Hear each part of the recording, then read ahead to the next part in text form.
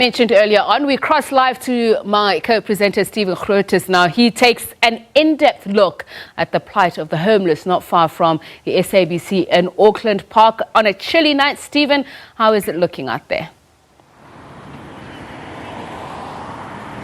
Sapiso, thank you very much indeed. This is Johannesburg by night, one of the richest cities in Africa, possibly the home of the richest square mile in Africa, just a few kilometers up the road.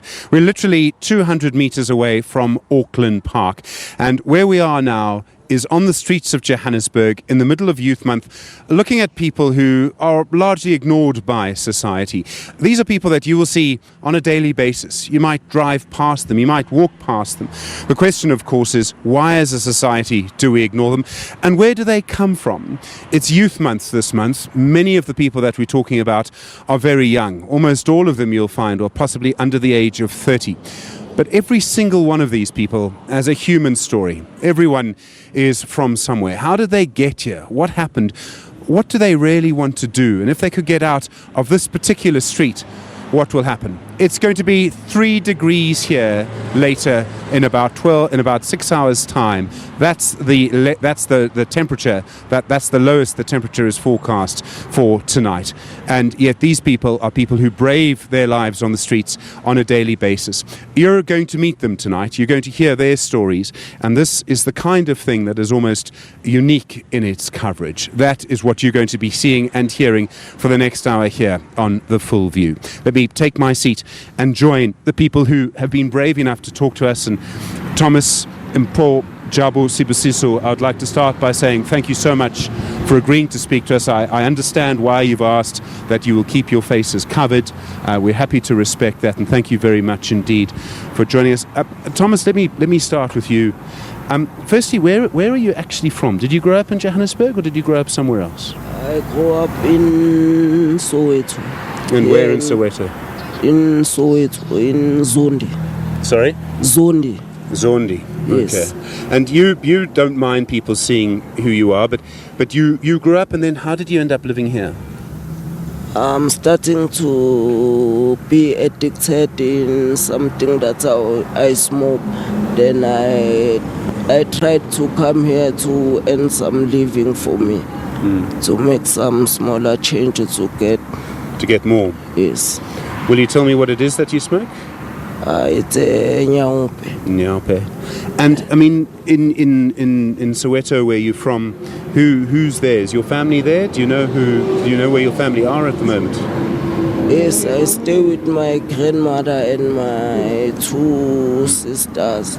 They are staying with they are looking after my grandmother. Even me, every Friday I go that side. So you go there once a week?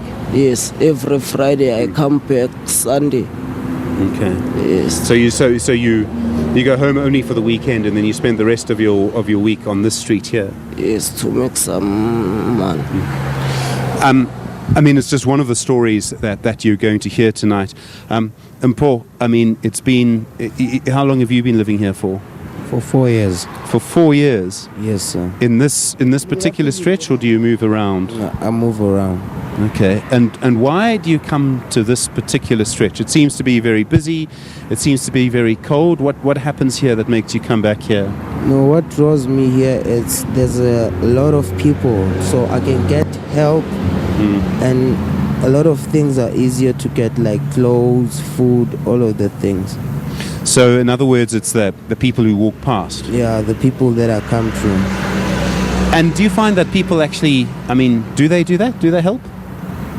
Most of them, not all of them, but most. Okay. And where do you originally come from? I originally come from Soweto. Where in Soweto? White City, a place called White City. White City, okay. And how did you come here? It's not very far away, but why did you leave White City? It was because of the circumstances of suffering, having less money. Obviously, I didn't want to end up robbing people and asking too much. I ended up being a burden. And who were you living with in Soweto? Did you have a mother and a father who you were able to live with? No, I don't have my biological parents, but I live with my grandparents at the moment. Do you know what happened to your parents? I know of my mom. My mom passed away while I was in grade 12. In grade 12? Yes, sir. So were you writing matric at the time? Yeah, I was writing my preliminaries. Will you tell me what school you were at, or do you prefer not to? I was in Riashoma Protein. And I mean, when you were studying matric, what is it that you wanted to do? I mean, you're doing various subjects. What subjects did you like? No, my favorite subject was geography and history. Geography and history? Yes, sir. And if you could, would you study those further? I could. That was my ambition, because for the last 6 years, the past 6 years, I was at the UK. I was trying to do a study of marketing. And what happened there? Then I met the wrong crew. I end up doing the wrong shit, the wrong stuff, boozing, drugging, partying, all of that shit. It is in some ways sensitive topics that we are going to be discussing tonight, and some of the language that you might hear might be language you don't hear on everyday television.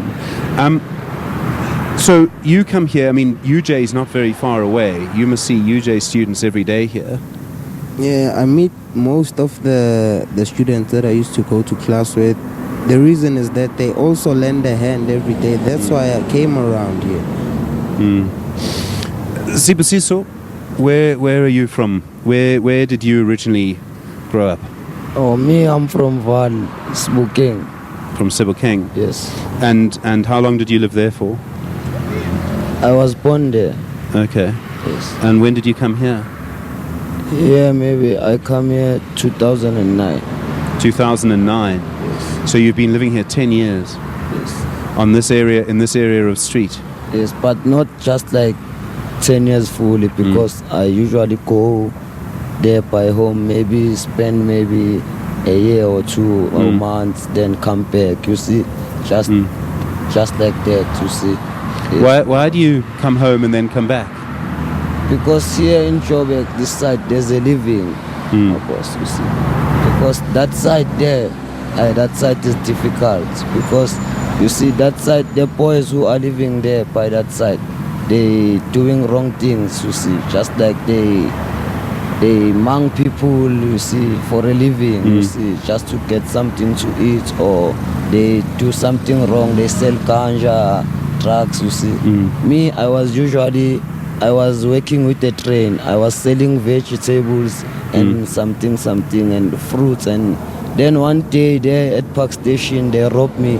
They took all of my money, all of my stock. Then I went up having nothing, you see. And there to go here, from here to Val is very far, and I need money to go there. I needed money to go there, you see, because so I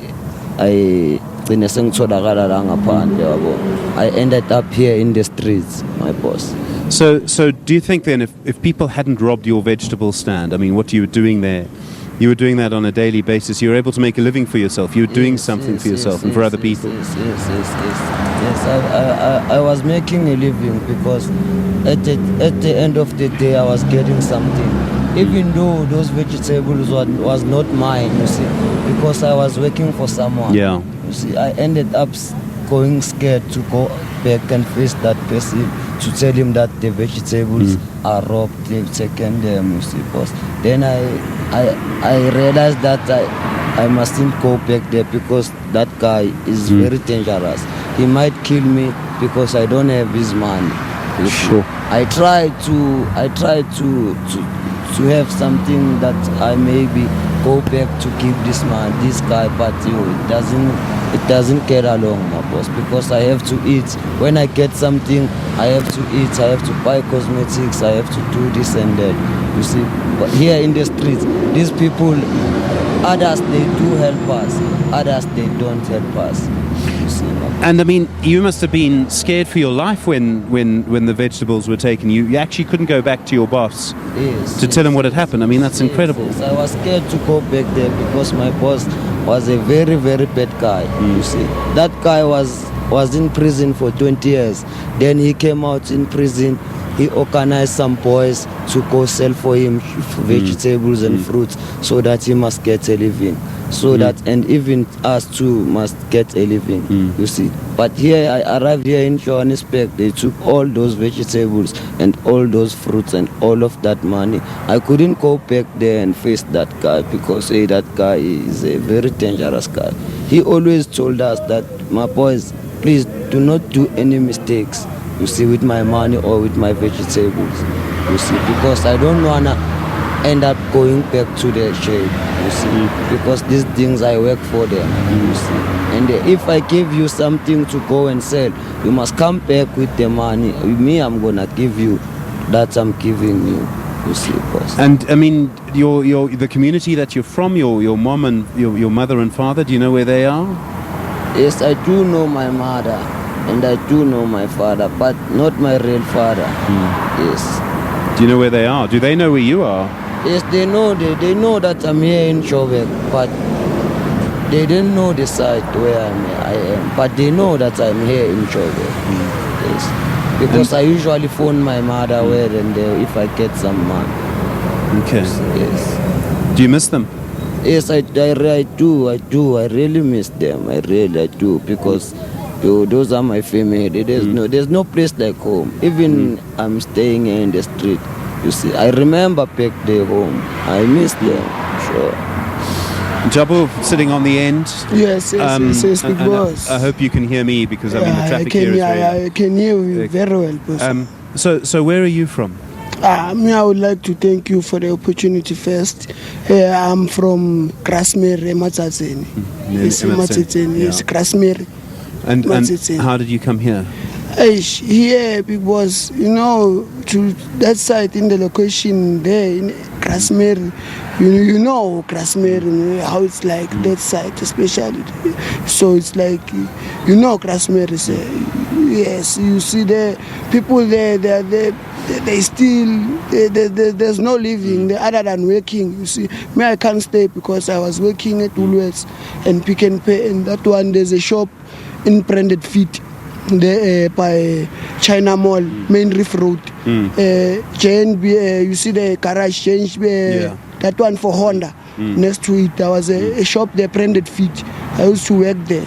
But now, you see, when I lost the job now, because even that job wasn't like a straight job. It was like sometimes they call us, sometimes, but they did call us maybe like a year, maybe gonna call us 8 months. But you see, staying at home there at that location, say, is not ish. I couldn't because I was working. Because now I would end up stealing, getting that influence to stay in the location. You see, you end up with that mind of, you see, because you don't have money and I smoke ganja. I can't always ask for my mom or what, you see. Yes, that's why I end up coming here. So let me start maybe and hustle and you see. Yes, when I came here, I found out people at least they made a living. I can make a living by spread and you see, without depending on my mom or what, end up stealing or what, you see. Yes. So if I can ask the four of you, I mean, you live here, you see everything that happens here.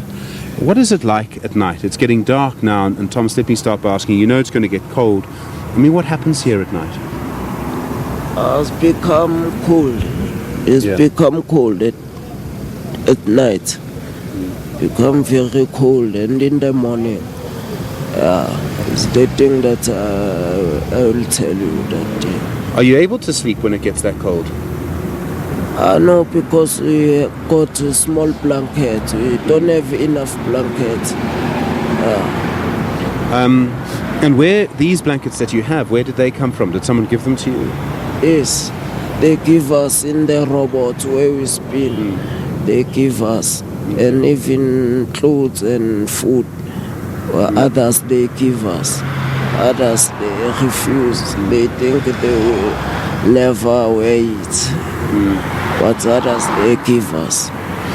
And I mean, this area, so you've all said that people here, you come here because there's money, because people will give you something, or some people will But why this stretch of street? What is it about this stretch of street? No, because it's not exactly this area. It's like people, you see, it depends, because you see everywhere people where you ask, you see posts, they give, you see people, just that I don't know, here people they are not like the other side, you see. Yes, the other side, like people, they are too judgy, what, and besides, they have been like someone did steal for him or what, you see, they teach too much crime. You see, now people obvious, they're gonna be scared of someone is living in the street and giving, you see, now that's why people they keep and you see, we will see that here us, we make sure that people they don't come and rob someone here while we are here. You see, we can't come in and rob someone here, or It's like we are a community forum. We must look after. We eat here, isn't it right? We sleep here. These people they give us these blankets for you. Like you are asking now the question that it's cold. It's really cold in winter. Maybe some people that are staying at home they can't survive. You see, the cold is really cold. So I don't want to lie. Sometimes they blow this one blanket and top. They want the chuvet that one. When it's like after 12 night, when you wake up, it's wet.